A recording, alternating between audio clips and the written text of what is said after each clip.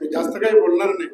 फक्त दादाची जी कामाची पद्धत होती ते फक्त बुके शॉल घेऊन येणाऱ्यांना ते बोलत असे आणि ज्यांचं काम आहे तो 2 ओळीचा कागद किंवा वेळे घेऊन मला भेटा, काम असलं तर भेटा, उगाच मला हार तुरी घेऊन भेटू नका, अशी दादांची शैली होती.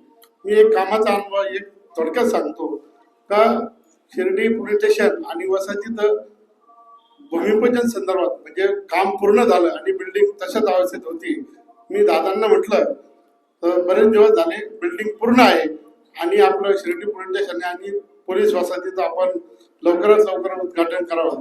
त्यावेळेस महाविकास आघाडीचं सरकार होतं आणि दिलीप वळसे पाटील हे गृहमंत्री होते.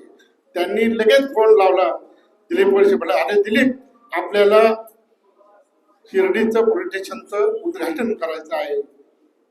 लगेच वळसे पाटलाला सांगितलं आणि 8 ते 10 दिवसात त्याचं उद्घाटन केलं.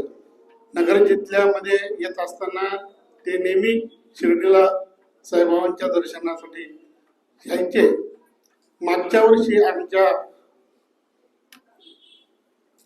आईचं निधन झालं आणि दादा दर्शनाला आले आणि अचानक पडले का रमेश तुझ्या घरी जायचं तुम्हाला सुद्धा असे निघून गेले. सर्वात